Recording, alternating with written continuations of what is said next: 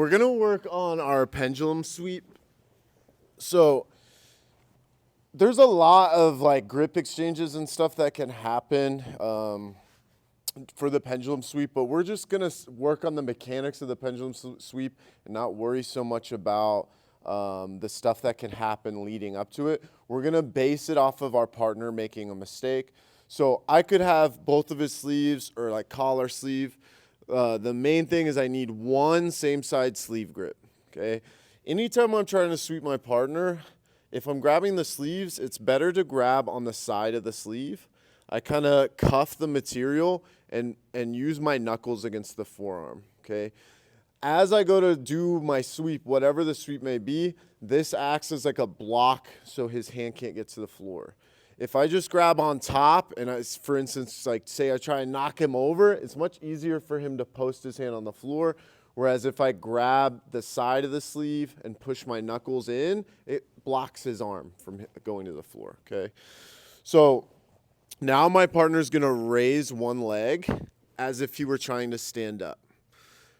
I'm gonna look to start underhooking his leg, but I ultimately need his leg like pretty high up on my shoulder. And from here, it's like pretty hard to get that grip. So I'm gonna have to be okay with opening my guard as I look to get a deep grip on this leg, okay? I don't want it low on my bicep. If I can, I wanna get like my shoulder in the mix, okay? From here, notice I'm using my leg as a pendulum to get the angle on this leg. Using my foot as a pendulum to get a better angle, okay? Now, we're ready for our sweep. The way I like to practice, the way I was taught, is to do the pendulum a few times before I actually sweep them over, just to get used to the motion. In reality, if I have everything right, I can just go straight for the sweep, and I'll show you what I mean in a second. Now, notice this leg that's still attached to him. This is gonna break down his posture, okay? So once I start using my pendulum, I'm also swinging this leg like into his armpit here, okay? So I'm gonna swing 1, 2, and then on the third one, I'll go for my technique. When I go for the sweep, I need to hammer this leg that's going into the armpit this way, the direction I'm trying to sweep him. Also notice when I do my pendulum, I'm raising my hips, okay? My hips need to be active. I'm not just going like this. So now I'm gonna look to do it all together and bring him this way. As I sweep, I curl my pendulum leg and bring my heel to my butt. That way my leg doesn't get trapped underneath him. What a lot of us are gonna do is not do that, and your leg's gonna get trapped. So when I go for my sweep, I go like this, and my leg, he's like landing on my leg. It's not the end of the world. I could still get the sweep, but my leg starts to get trapped underneath him, gives me kind of a bad mount. It's kind of more difficult to get up, okay? So as I sweep him, I'm looking to curl my heel to my butt so that he doesn't land on my leg. So again, knee, leg down. We'll start with collar sleeve. Make sure we grab on the outside of the arm, not the front. He's gonna raise his leg. I need to open my guard and get a deep grip. Notice how much I'm like raising my hips here, okay? So we're gonna feel the pendulum. We'll go 1, 2, and then on the third one we're gonna go. Don't neglect this leg.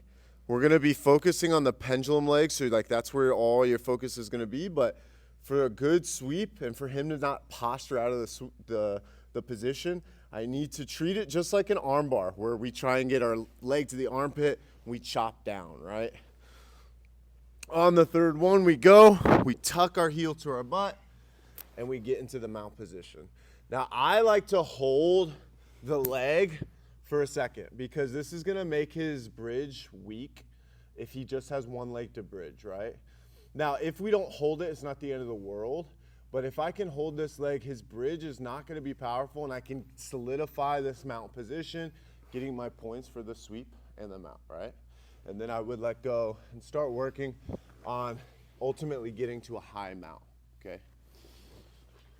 Does anyone need to see it again? Any questions? Can I see it full speed without the? Yeah, yeah.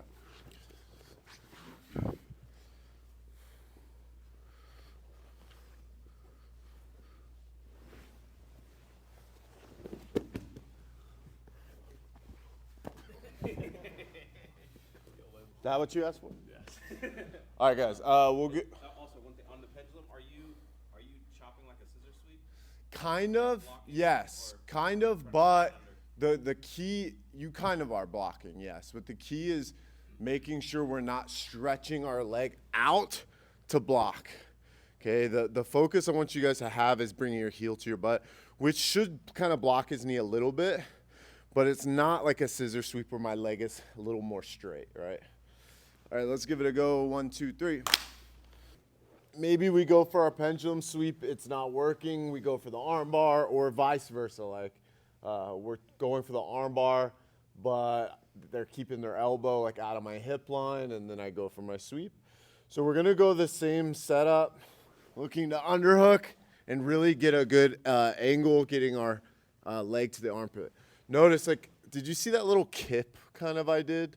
So sometimes with the pendulum, we can add like a little extra kip to start getting ourselves in position. Now, look at his arm and the sleeve grip. I didn't talk about this enough, but I need to like really, especially for the arm bar, almost like I'm trying to pull like a bow back, okay? I need his elbow past my hip line. I feel like a lot of people struggle with this kind of row position, like an upright row sort of here, okay? Now, I am gonna start to look to bring my leg over the head, and at the same time, I'm keeping my leg in his armpit and I'm chopping down his posture, okay? This is gonna make it so it's harder for him to like stack me in the position, right? So as I swing my leg over, my heel's chopped down. I see a lot of people go for arm bars like this, and they bring their leg over, and look at my hips. My hips are like kind of turned this way. Smash me. Smash past. Oh gosh. He's gonna get past my guard, right? It's probably happened to all of us going for the arm bar. So I really have to make sure I'm chopping his posture down, and I don't wanna let my hips turn away from my partner. So we go for it. I need to make sure his sleeve is pulled through, his elbow is past my hip line. I'm gonna chop my heel and bring this leg over the face. From here, I can finish the armbar, okay? But this is a very strong position to also just knock him over, okay? So I could go for the armbar finish, same sort of deal, like thumb facing the ceiling so I know where his elbow is, hammer my heels down, lift my hips, and always at the end of the lever. So the wrist is the end of the lever. You would think like, oh, this is the end of the lever, but if I just grab his hand, it's very easy. Like I don't have any like control. It's not a great grip. But if I just hook this little puzzle piece into his puzzle piece, it's hard for him to escape that grip. Some people like to grab the wrist, which is fine, but I usually just hook right here, and I would hammer my heels down, lift my hips. But this is such a strong position with his leg controlled, his posture. Sometimes either they fall or it's easier to just make them fall and sit up. Now, the reason I sit up is sometimes there's space in my hips, like in that process. And if I just lay back for the armbar, I've like lost his elbow. So I like to sit up so I can scoot a little bit and then go for my armbar finish. For the armbar finish laying down, I can go 2-on-1 on the wrist. Some people like to control the leg. It really depends on the situation. And I want to make sure his thumb is facing the ceiling. Now, the reason we teach this is because it's easy to know where his elbow is. So sometimes the thumb's not facing the ceiling. It's faced a different direction. Now, I can try and rotate to bring his elbow where I want it. Or I can, now I know, okay, his thumb's here, his elbow's in the opposite position. I can just apply the leverage in a different direction. Now, we always need to make sure our knees are pinched together, and I use my hips to add extra pressure into his elbow. So for example, like if I were pressing his arm this way because his elbow is now in a different direction, I'm still gonna raise my hips and and then I'm just gonna apply the pressure in a different position, all right? So we always teach thumb to the ceiling, which is good to first learn, but you don't always have to have it facing the ceiling. That's just a good indicator of where his elbow is. I could finish the arm bar there, rotate your hand the other way. I could finish the arm on this hip, okay? So play around with like the different angles of how to finish the arm bar. One more time.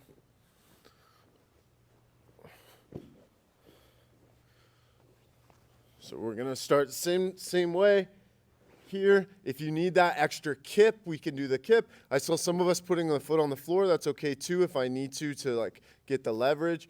I like to swing my leg and sometimes use an extra kip to get my leg up high up in the armpit. Now I'm gonna hammer my heel down, making sure I'm pulling his elbow past my hip line and bringing my leg over. I don't like to cross my feet in the arm bar. Now, he could probably tell you the pressure difference between this and this. Can you feel it? So if we cross our feet, it's okay. We just have to make sure to hammer our heels down. But when people go to cross their feet, it relieves that pressure. They're naturally just not pressing the heels down. So if you cross your feet, make sure you're pressing your heels down. I like to just do it like this, okay? Now I could look to finish here, but he's already kind of off balance, so I can push him as I sit up and follow the arm so I don't lose that elbow. From here, I can start going for the wrists or double hand control. Really, it doesn't matter. And look for my finish. Make sure my knees are pinched and find the leverage to finish the arm bar.